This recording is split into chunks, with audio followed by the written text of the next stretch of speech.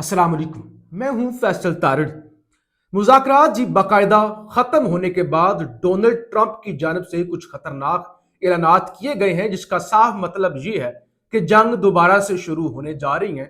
जिस तरह से अमरीकी सदर ने अपनी फोर्सेस को एक्टिवेट कर दिया है, और जाहिर है जो 40 दिन की जंग दुनिया ने विटनेस की है और उसकी वजह से जो दुनिया की मैशत पर असर पड़ा है वो किसी से ढका छुपा नहीं है। लेकिन अब जो खतरनाक ऐलान हुआ है, इससे लगता यह है कि अब इस जंग के अंदर बड़े आलमी प्लेयर्स आने जा रहे हैं और ये जंग पहले से ज्यादा खतरनाक होगी।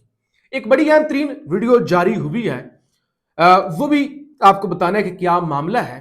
फिर जो पाकिस्तान के अंदर टाउट है ना जी, यानी इशू और भी बड़े अहम है, मामलात और भी बड़े अहम है, लेकिन जो पाकिस्तान के अंदर टाउटों ने तबाही मचाई हुई है ना, यानी फेक खबरों की दुकानें खोली हुई हैं, फेक न्यूज की जिसे कहते हैं ना तबाही मचाई हुई उन्होंने, भरमार है फेक न्यूज की।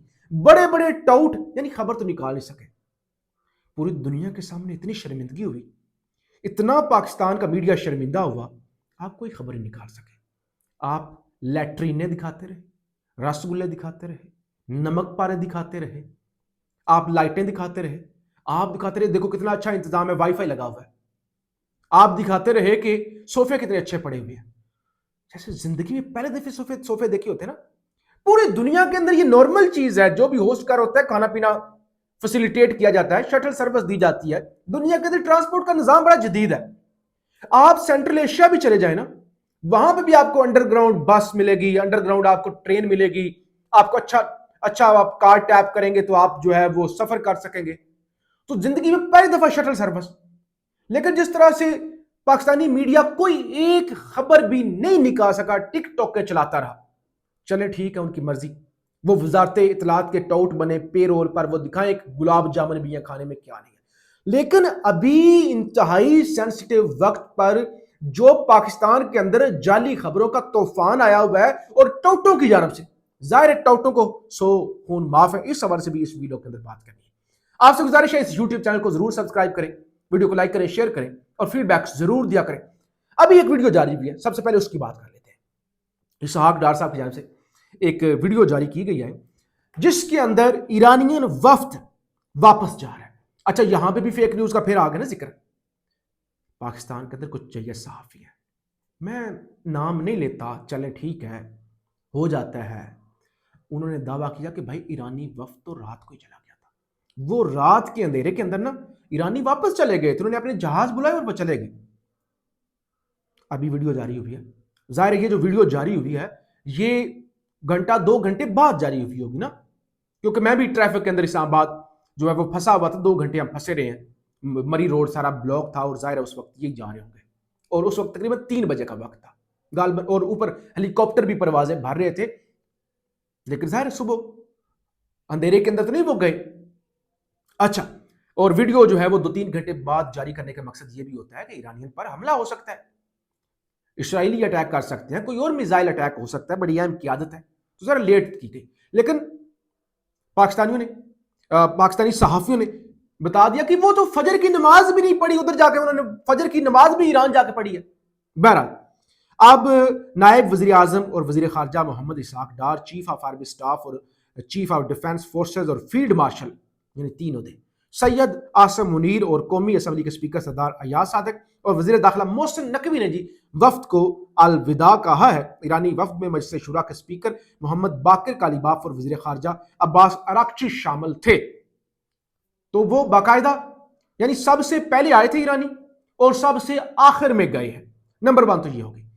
नंबर 2, एक और जाली खबर इस वक्त पाकिस्तान के जय्यद सहाफी, पाकिस्तान के अपनी तरफ से सो कॉल्ड मुस्तनद सहाफी तलत हुसैन, ये सैयद तलत हुसैन, वो जिसका बेटा क्रिकेट के अंदर वो शामिल करवाया गया और फिर वो नाकाम हुआ, और तलत हुसैन जैसे दीगर बेशुमार सहाफी जिनका खास एक तबका फिक्र के साथ, फिक्र क्या इनको नहीं है, एक खास माइंड सेट है ना, और इनका एक सहाफत के अलावा एक खास ही काम है टाउटगिरी।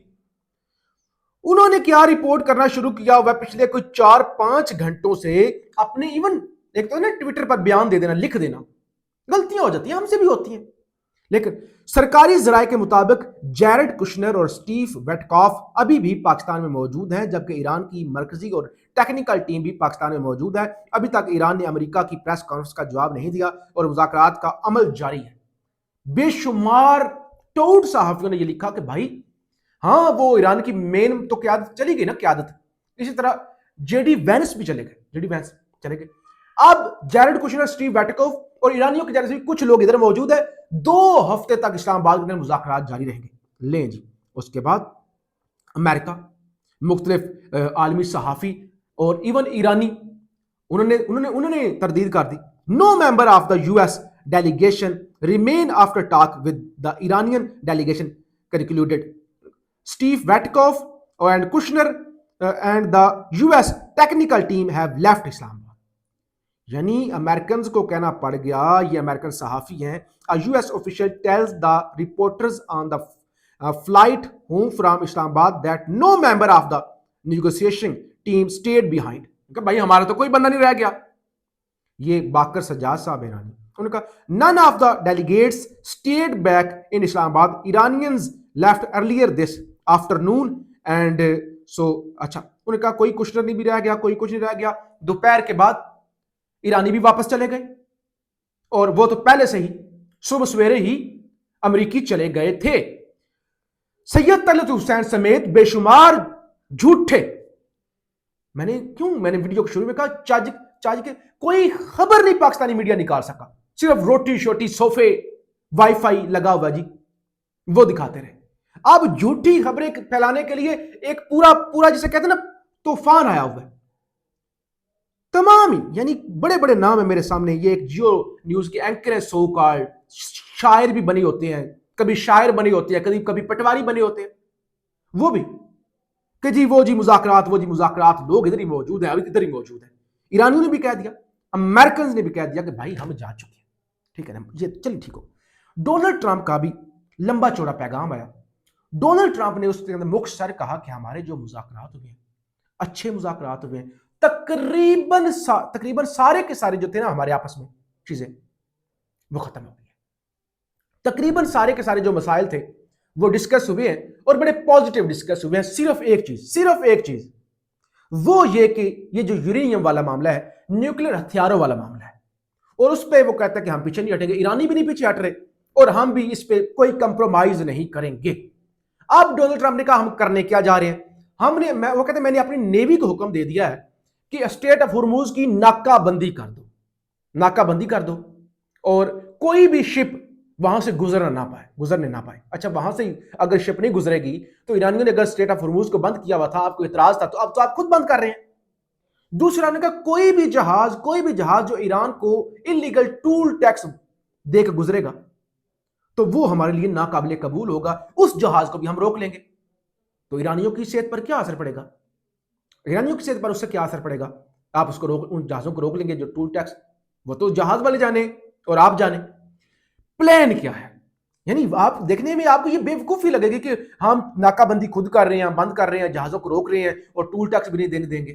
پلان یہ ہے کہ اسٹریٹ آف ہرموز بند ہوا، سب کا نقصان ہوا، چائنا کا تیل پہنچتا